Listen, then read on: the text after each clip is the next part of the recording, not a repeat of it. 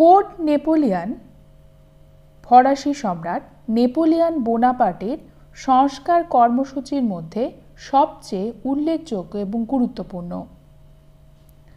Code Napoleon হল আইন বিধির প্রবর্তন। নেপোলিয়ন বোনাপার্টের শাসনকালের পূর্বে ফ্রান্সের নানা স্থানে নানা ধরনের বৈষম্যমূলক এবং পরস্পর বিরোধী আইন কানুন প্রচলিত ছিল। নেপোলিয়ন সমস্ত ফ্রান্সে একই ধরনের আইন প্রবর্তনের উদ্দেশ্যে 4 জন বিশিষ্ট আইনজীবীকে নিয়ে একটি পরিষদ গঠন করেছিলেন।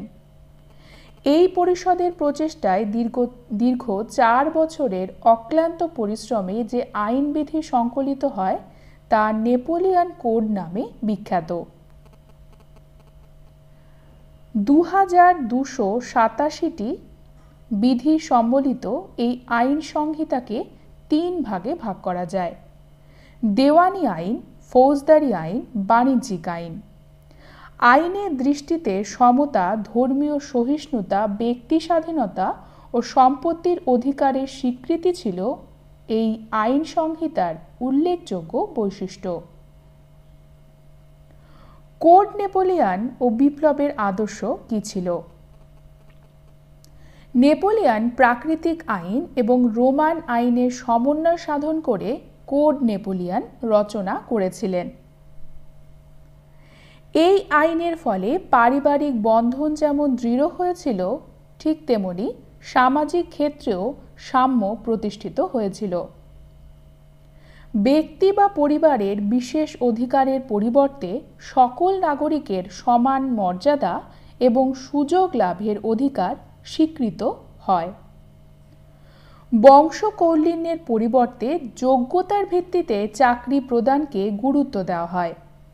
এর ফলে কেবল অভিজাত বংশীয়রাই নয়, নিম্ন সম্প্রদায়ের যোগ্য ব্যক্তিরাও সামাজিক মর্যাদা অর্জন করার সুযোগ এবং অধিকার লাভ করে। বিপ্লবের ফলে সামন্ত প্রথা লোপ করে যে নতুন ভূমি বন্দোবস্ত চালু করা হয়েছিল, কোড নেপোলিয়নে তাকে স্বীকৃতি দেওয়া হলে সামন্ত প্রথার অস্তিত্ব চিরতরে বিলুপ্ত হয়। কোড নেপোলিয়নের গুরুত্ব কী ছিল? প্রথম গুরুত্ব হল একই আইন প্রবর্তন।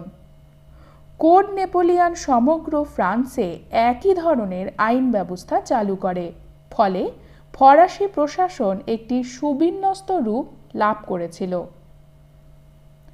দ্বিতীয় গুরুত্ব হল বিপ্লবের আদর্শকে রক্ষা করা। ফরাসি বিপ্লবকালে যে সমস্ত ঘোষণা ও আইনগত ব্যবস্থা প্রবর্তিত হয়েছিল সেগুলি একটি আইন গ্রন্থে সংকলিত করা হয়। এইভাবে কোড নেপোলিয়নের প্রবর্তন বিপ্লবী আদর্শকে উজ্জীবিত এবং রক্ষা করে। ফরাসি সমাজের বাইবেল স্বীকৃত হয়। কোড নেপোলিয়ন প্রবর্তন ফ্রান্সের বুর্জোয়া শ্রেণী এবং কৃষক সহ অধিকাংশ মানুষকে সন্তুষ্ট করতে সক্ষম হয়েছিল। এইভাবে তা ফরাসি সমাজের বাইবেলে পরিণত হয়েছিল।